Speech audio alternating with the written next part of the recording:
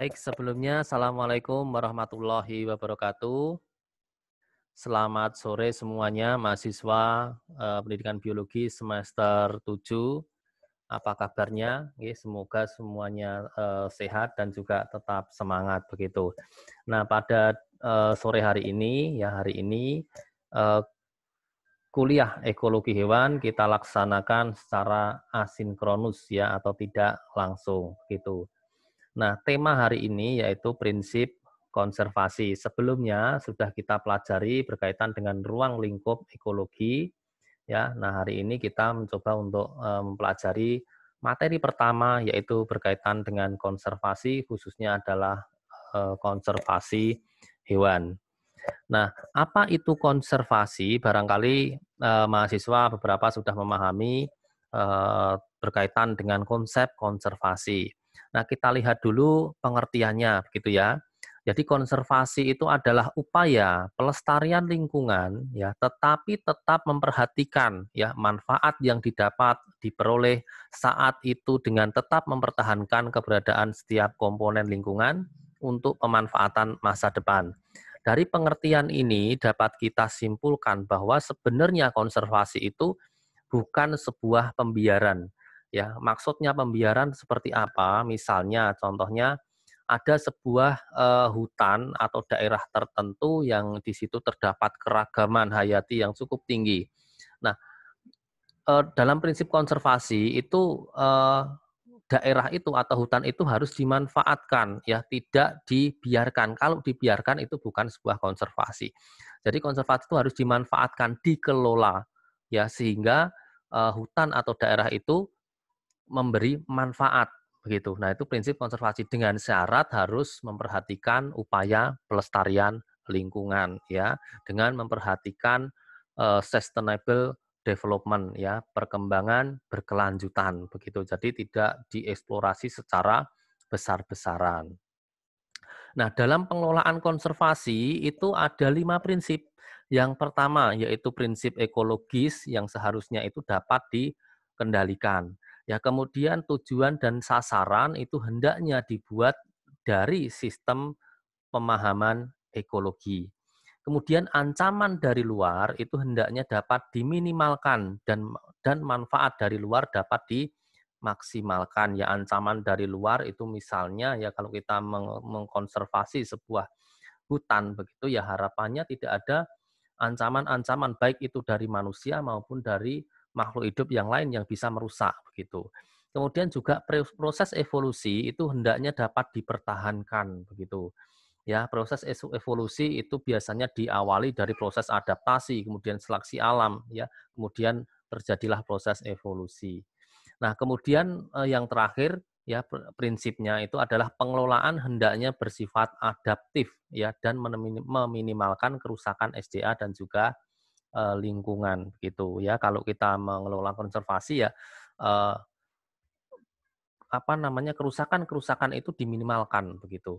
Ya, jangan sampai rusak yang terjadi secara permanen. Nah, kemudian ada pertanyaan, apakah di Indonesia itu perlu konservasi khususnya adalah hewan? Ya, mmm, kita tahu Indonesia merupakan mega biodiversity begitu ya, termasuk hewan ya, bahkan tumbuhan pun juga semacam itu. Nah, kemudian perlu tidak dilakukan konservasi? Nah, kita lihat faktanya dulu.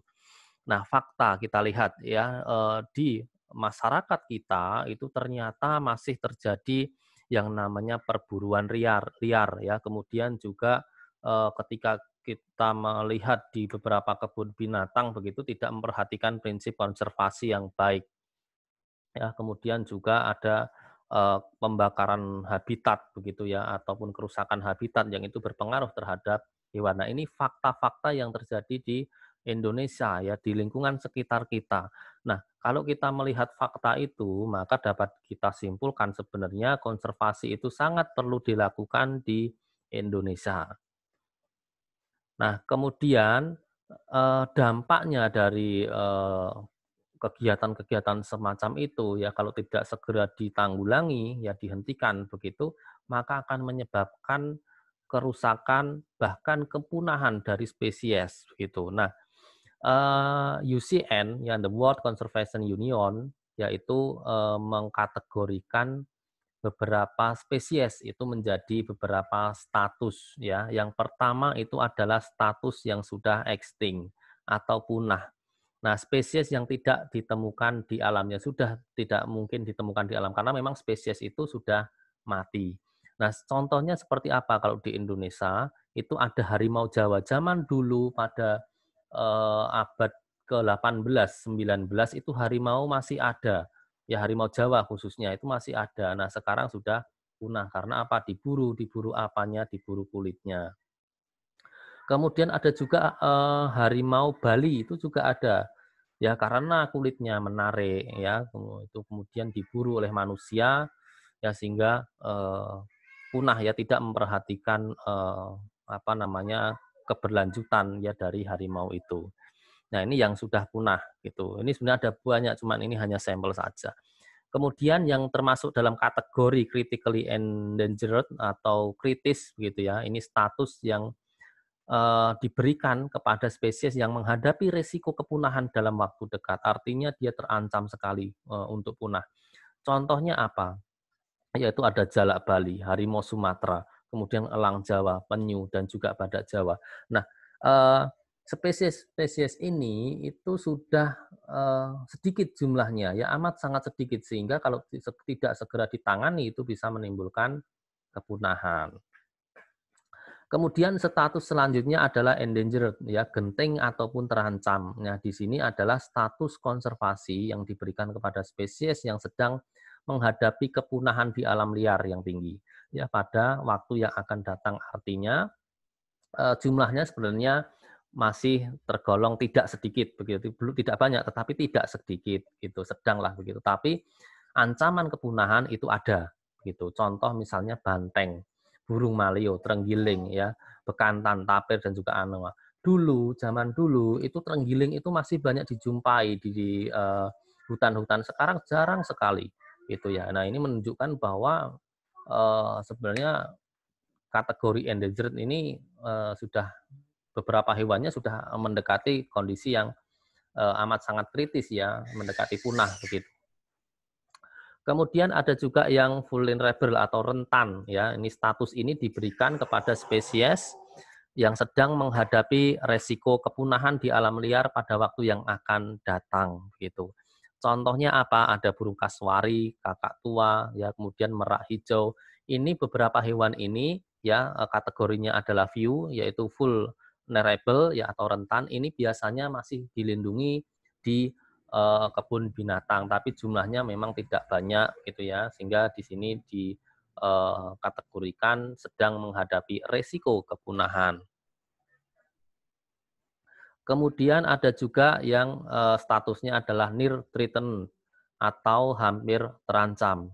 Ini status yang diberikan kepada spesies yang mungkin ya berada dalam keadaan terancam atau mendekati terancam kepunahan ya meski tidak masuk dalam status terancam gitu. Contohnya adalah alap-alap dan juga burung punai dari Sumba.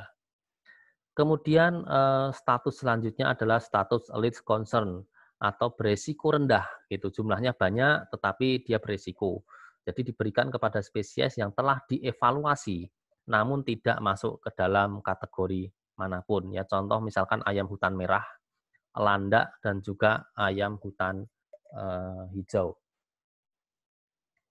Nah, kemudian ada status data defisien atau informasinya kurang. Nah, ini diberikan ya kepada sebuah takson yang dinyatakan informasi kurang, itu ketika informasi yang ada kurang memadai untuk membuat perkiraan akan resiko kepunahannya berdasarkan distribusi dan status populasinya. Contohnya misalkan punggok Papua, kemudian ada juga burung todir hampus.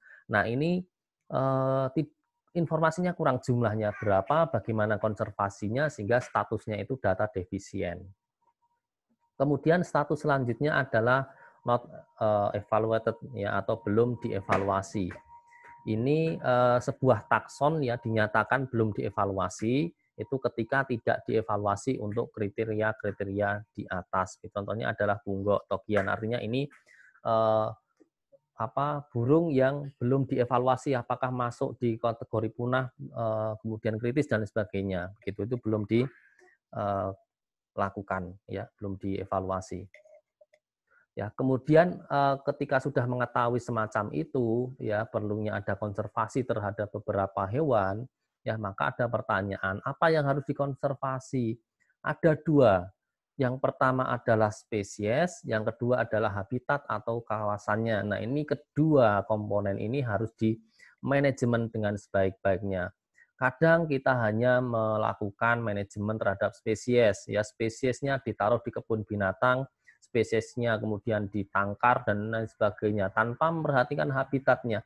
Nah, itu berbahaya sekali ya. Maka prinsip konservasi di sini harus memperhatikan dua ini dan dua ini satu kesatuan gitu ya. Kalau kita mengkonservasi spesies ya sekalian habitatnya di situ dikonservasi. Ya contohnya cagar alam kemudian suaka marga satwa. Nah, itu satu contoh konservasi yang dilakukan kepada spesies dan habitatnya. Nah, kemudian 3 kegiatan pokok konservasi sumber daya alam hayati dan ekosistemnya itu ada 3.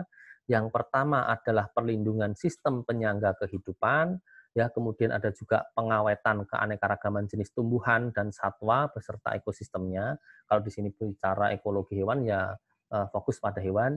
Kemudian pemanfaatan secara lestari sumber daya alam hayati dan ekosistemnya. Nah, ini 3 kegiatan pokok ini tertuang dalam Undang-Undang Nomor 5 Tahun 90 ya tentang konservasi.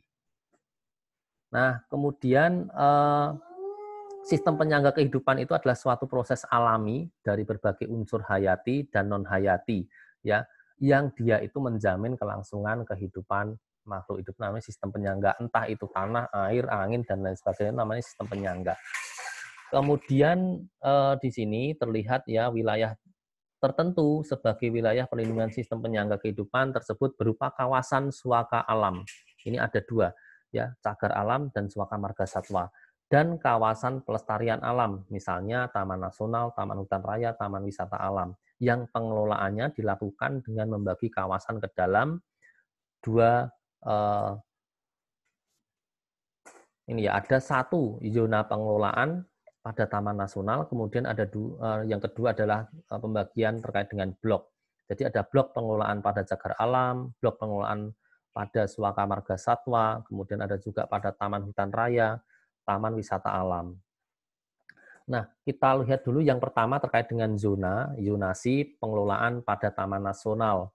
Nah, di sini terbagi menjadi beberapa zona.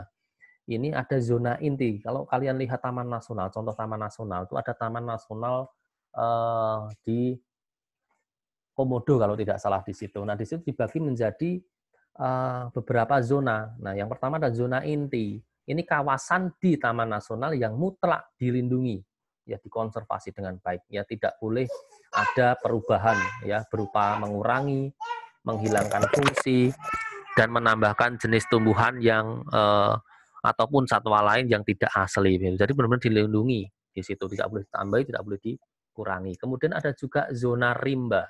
Nah, ini bagian dari Taman Nasional yang ditetapkan karena letak, ya kondisi dan potensinya itu mampu mendukung kepentingan pelestarian pada zona inti dan zona pemanfaatan. Biasanya zona rimba ini dekat dengan zona inti karena dia mendukung zona rimba. Gitu. Kemudian ada juga zona pemanfaatan, ini yang ditetapkan karena letak, kondisi, dan potensi alamnya, itu terutama dimanfaatkan untuk kepentingan pariwisata alam dan kondisi lingkungan lainnya. Contoh misalkan di Taman Nasional Pulau Komodo, di situ ada wilayah inti, kemudian ada wilayah rimba, dan juga ada taman rekreasinya. Taman rekreasi atau hiburan itu namanya zona pemanfaatan. Kemudian ada juga zona lainnya, itu ada zona perlindungan bahari, kemudian ada zona tradisional, zona rehabilitasi, zona religi, budaya, dan sejarah, dan juga zona khusus. Nah, zona lainnya ini biasanya tidak wajib ada. Kemudian, Taman Nasional. Nah, perlu diketahui pengertian dari Taman Nasional, yaitu kawasan pelestarian alam ya, yang mempunyai ekosistem asli, dikelola dengan sistem zonasi yang dimanfaatkan untuk tujuan penelitian, ilmu pengetahuan, pendidikan, kemudian juga menunjang budidaya pariwisata dan rekreasi. Nah, kalian bisa menjumpai banyak sekali taman nasional yang ada di Indonesia begitu ya. Nah, contohnya di sini ada Taman Nasional Komodo, kemudian ada Taman Nasional Lorentz di Papua Barat. Sebenarnya tidak hanya dua ini, ada banyak sekali gitu ya. Sepertinya Gunung Merbabu itu juga termasuk kawasan taman nasional sepertinya ya, nanti bisa dicek itu. Ada banyak di Indonesia. Kemudian ada cagar alam. Apa itu cagar alam? Ini kawasan suaka alam yang karena keadaan alamnya itu mempunyai kekhasan tumbuhan, satwa, ekosistemnya maupun ekosistem tertentu yang perlu dilindungi. Ya, dan perkembangannya itu berlangsung secara alami gitu. Jadi tidak dibuat kalau cagar alam ini. Ini contohnya adalah cagar alam Pananjung di Pangandaran, Jawa Barat gitu. Kemudian ada perlindungan sistem penyangga kehidupan ya. Ini harus dijaga ini ya karena harus dilindungi karena ini sebagai penyangga ya.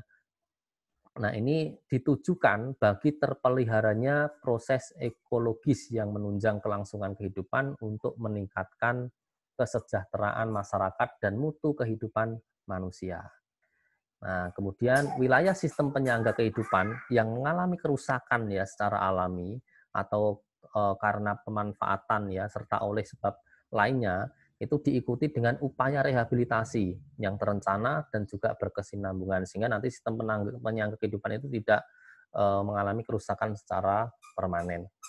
Kemudian berkaitan dengan keanekaragaman jenis tumbuhan dan satwa ya beserta ekosistemnya itu bisa dilakukan pengawetan ya.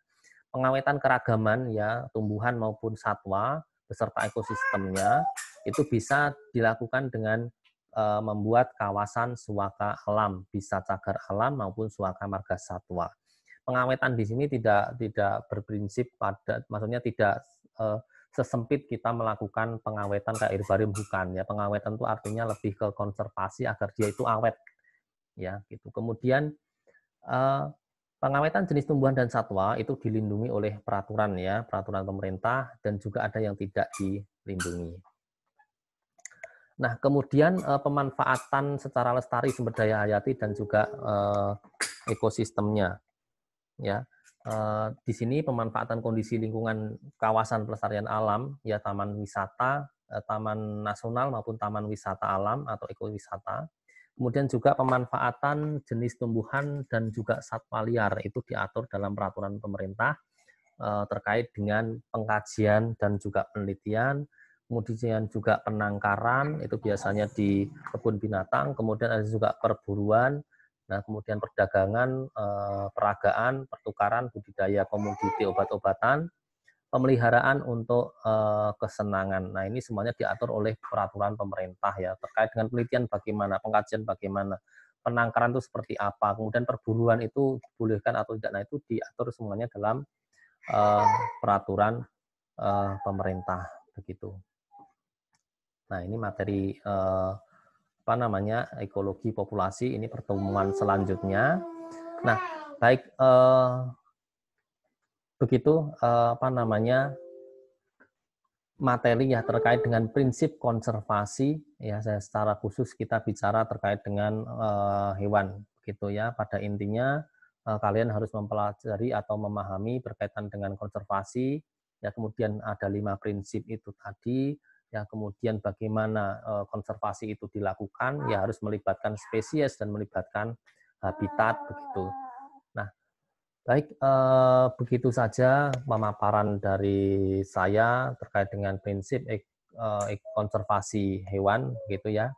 Jika nanti ada pertanyaan bisa kita diskusikan di dalam forum WhatsApp ataupun forum yang lainnya. Nah, setelah ini nanti ada penugasan yang harus kalian kerjakan pada hari ini ya. Jadi ada penugasan yang harus kalian kerjakan pada hari ini, nanti akan saya informasikan begitu.